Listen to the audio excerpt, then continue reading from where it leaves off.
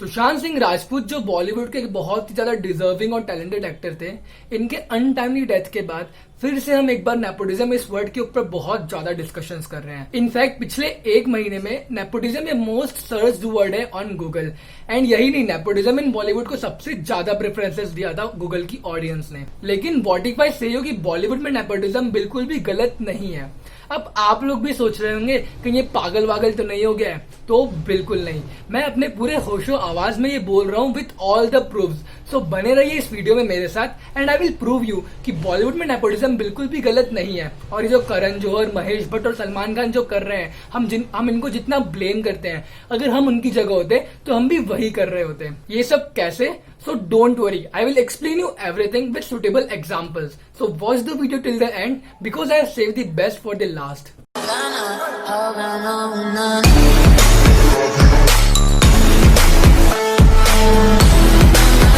So चलिए हम सबसे पहले नेपोटिज्म की डेफिनेशन ही देख लेते हैं। तो आइए हम गूगल के पास चलते हैं। तो जब मैं गूगल पे सर्च करता हूँ कि नेपोटिज्म, तो उसमें जो डेफिनेशन आती है वो है using your power of influence to give unfair advantage to your family especially by giving them jobs. तो अगर हम सिर्फ इस डेफिनेशन को भी लेके चलते हैं तो सिर्फ बॉलीवुड ही नहीं, इस दुनिया के हर सेक्टर और हर इंडस्ट्री में नेपोटिज्म है। बट क्योंकि हम अभी बॉलीवुड की बात कर रहे हैं, मैं टॉपिक से भटकता नहीं हूँ, हम बॉलीवुड पे स्टिक रहते हैं एंड बाकी सेक्टर्स के बारे में हम किसी और वीडियो में बात करेंगे। बॉलीवुड में मूवीज करीब पिछले 70-80 सालों से बनती आ रही है और ये नेपोटिज्म भी कोई पिछले 1-2 साल की चीज नहीं है, बल्कि कई डिकेड से चल रहा है। लेकिन पिछले 20-25 सालों में नेपोटिज्म अपने हाइट्स पे पहुंच चुका है।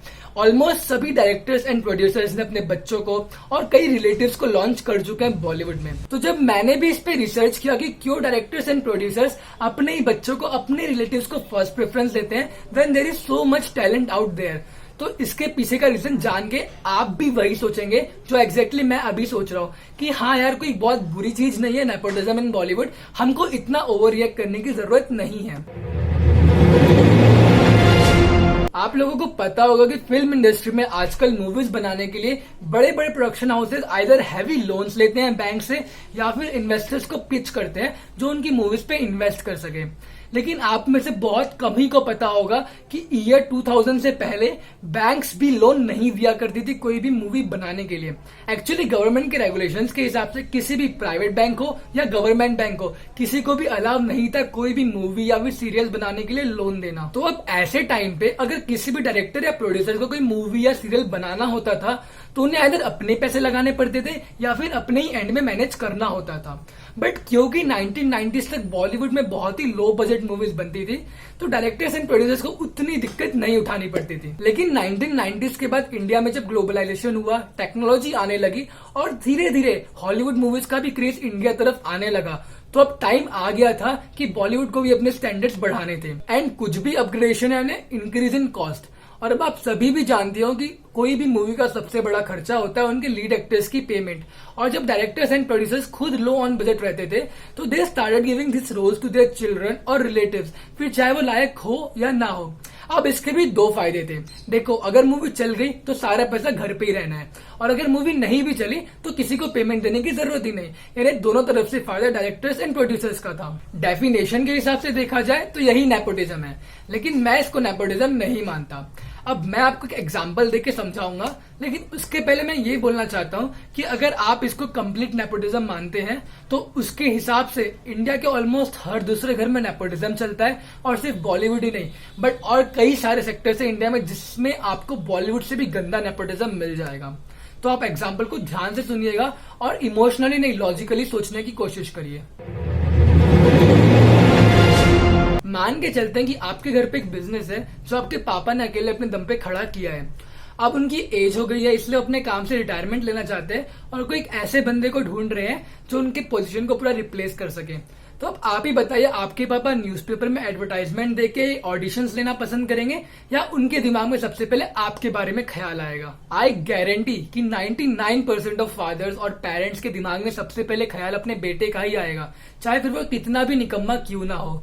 इन केस अगर बहुत ज्यादा ही निकम्मा है तो शायद ना आए, बट मेरे ओपिनियन में उस केस में भी ख्याल तो बेटे का ही आएगा। फिर भले ये हो सकता है कि एक मैनेजर रख ले जो सारे काम करेगा, लेकिन मालिक तो बेटा ही बनेगा। तो आप भी इस बात को मानते हो या नहीं? आई एक्सपेक्ट कि मोस्ट ऑफ द लोग मेरे से अग्री करेंगे, बट इन केस अगर आपको मेरा पॉइंट गलत लगता है तो आप मुझे अपने ओपिनियंस कमेंट सेक्शन में बता सकते हैं कि आप अगर उस फादर की जगह होते तो क्या करते। Coming back to the topic, अगर सही से देखा जाए तो बॉलीवुड में मूवीज या सीरियल्स बनाना भी प्योरली एक बिजनेस ही तो है। अगर बड़े एंगल से देखा जाए तो जो बॉलीवुड है एक बहुत बड़ा मॉल है, पूरी इंडस्ट्री एक बहुत बड़ा मॉल है, और इसके अंदर अलग अलग प्रोडक्शन हाउसेस की छोटी छोटी दुकानें हैं। अब किस दुकान में यानी किस प्रोडक्शन हाउस में किस काम के लिए किसको हायर करना है वो उनके मालिकों का डिसीजन है। वो आपके हिसाब से थोड़ी ना चलेंगे, वो तो वही करेंगे ना जो उनके दुकान के लिए ठीक होगा और जो उनको सही लगता है, जो ज्यादा प्रॉफिट लाके दे सके।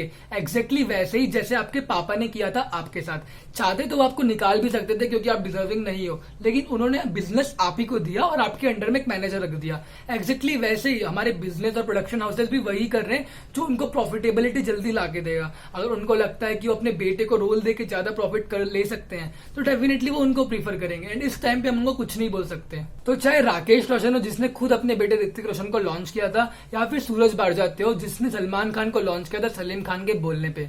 और अगर आपको लगता है कि करण जौहर, महेश भट्ट और सलमान खान ही नेपोटिज्म के देवता है और बॉलीवुड में सारा नेपोटिज्म यही लोग करते हैं, तो आप गलत हो। तो अब आपको मैं एक ऐसा लाइव एग्जांपल दूंगा जो हमारे बॉलीवुड का ही है ना, इसी इंडस्ट्री का है, और जिससे आप सभी भी कनेक्ट कर पाएंगे। और उस एग्जाम्पल को सुनने के बाद आप भी सोचने पे मजबूर हो जाएंगे इतना हाइप देना इस टॉपिक को बॉलीवुड में क्या सही है। आइए देखते हैं। तो इन्हें तो आप सभी जानते होंगे, Bharti Singh, one of the finest comedians in the industry. Bharti ने भी ऐसे बहुत स्ट्रगल किया है to reach where she is today, और I have immense respect for Bharti. लेकिन अब आप इस फोटो को देखिए, शायद आप लोग समझ गए होंगे कि मैं क्या बोलना चाहता हूँ। One she got successful, she insured कि उसके हस्बैंड हर्ष को भी जॉब मिले, एंड जो उन्होंने नेक्स्ट स्टार्ट किया उसमें को एक्टर अपना को होस्ट हर्ष को ही बना लिया। अब मैं ये नहीं बोलना चाहता कि हर्ष कोई अच्छी कॉमेडी नहीं करते, डेफिनेटली हर्ष बहुत अच्छी कॉमेडी करते हैं, but there are lot more comedians struggling outside the set in the line of auditions. और ऐसे बहुत से कॉमेडियंस है जो हर्ष से बेटर कर सकते थे, लेकिन भारती ने किसको प्रीफर किया? अपने हस्बैंड को ही प्रीफर किया। तो मैं आपको एग्जांपल देना चाहता हूं कि सिर्फ बड़े बड़े जो नाम आप बोलते हैं सिर्फ वही लोग ये काम नहीं करते। ये हमारे ग्राउंड लेवल पे पूरा रूट में घुसा हुआ है, सब लोग यही करते हैं। चाहे वो बॉलीवुड हो, एक गवर्नमेंट ऑफिस हो, बिजनेस हो, हर जगह यही चलता है। और ऐसे आपको कई सारे एग्जांपल्स मिल जाएंगे हर सेक्टर में। एंड इस पूरे नेपोटिज्म वाले सीन के लिए आप किसी एक या दो लोग को ही ब्लेम नहीं कर सकते हैं। इन दिस केस हमारे करण जौहर, महेश भट्ट और सलमान खान हो गए। तो अब हम कर क्या सकते हैं? तो आइए देखते हैं। देखिए, अगर आपको इस पूरी चीज से कोई दिक्कत नहीं है तो आप वही करते रहिए जो आप अभी कर रहे हैं। लेकिन अगर आपको नेपोटिज्म बहुत गंदा लगता है और आपको इसको प्रमोट नहीं करना है तो इसके लिए आपके पास एक ऑप्शन है। चलिए हम वही मॉल और दुकान वाला एग्जांपल लेते हैं। तो अभी आपके केस के हिसाब से आप मॉल में घुसना तो चाहते हैं, लेकिन ऐसे किसी भी दुकान को प्रमोट नहीं करना चाहते जहां पे नेपोटिज्म चल रहा हो। तो आप सिर्फ ऐसे ही दुकान से शॉपिंग करिए जहां पे प्योर टैलेंट को प्रमोट किया जाता है। तो मेरे बोलने का ये मतलब है कि आप ऐसी मूवीज देखिए जो प्योर टैलेंट को प्रमोट करती है, जिसमें आपको राजकुमार राव और आयुष्मान खुराना मिलते हैं। और सिर्फ आप ही क्यों, आप बाकी लोगों को भी मोटिवेट करिए, इंस्पायर करिए ऐसी मूवीज देखने के लिए, इंस्टेड ऑफ फालतू मूवीज जिसमें नेपोटिज्म प्रमोट होता है, कंटेंट पूरा फालतू होता है, बट स्टिल हम देखते हैं। बट हमारे केस में ना कंप्लीट उल्टा है। हम इधर सलमान खान, करण जौहर को गाली तो बकते हैं, लेकिन उन्हीं की मूवीज को 100 करोड़ 200 करोड़ क्लब में पहुंचा देते हैं। तो अब क्या ही हो सकता है हमारा। मेरे ओपिनियन में नेपोटिज्म इन बॉलीवुड इस टॉपिक को इतना लाइमलाइट और इतने अटेंशन की जरूरत थी नहीं जितना हम इंडियंस ने इसको दे चुके हैं।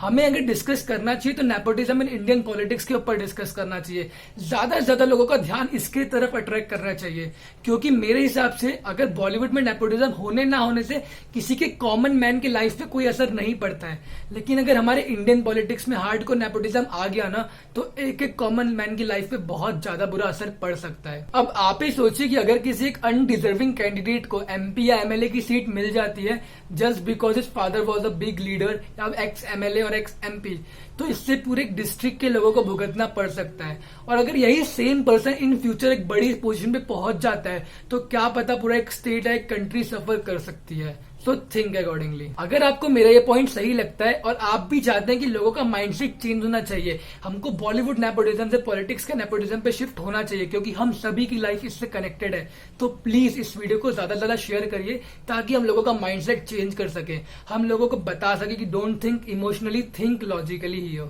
बहुत से लोग इस वीडियो को डिसलाइक भी करेंगे, कोई दिक्कत नहीं, आप जरूर डिसलाइक करिए, लेकिन मुझे कमेंट सेक्शन में जरूर बताइए कि आपके क्या ओपिनियंस है, आप क्या सोचते हैं इस पूरे टॉपिक को लेके।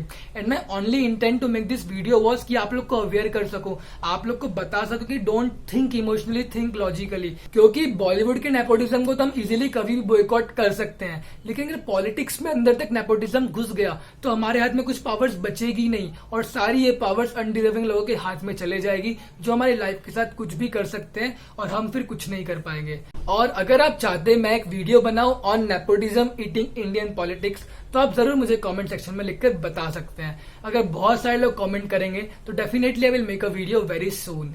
So this was all from my side. मैंने सारे रिसोर्सेज की लिंक डिस्क्रिप्शन बॉक्स में दे दी है, आप जाके वहां पे पढ़ सकते हैं। हर वीडियो को बनाने में काफी एफर्ट्स लगते हैं, तो अगर आपको मेरा काम पसंद आता है और आप मुझे सपोर्ट करना चाहते हैं तो आप यहाँ पे क्लिक करके मेरे चैनल को सब्सक्राइब करके मुझे सपोर्ट कर सकते हैं। तो जरूर मेरे चैनल को सब्सक्राइब करिए और मेरे वीडियो को ज्यादा से ज्यादा लोगों के साथ शेयर करिए। तो मिलते हैं अगले वीडियो में, तब तक के लिए नमस्कार।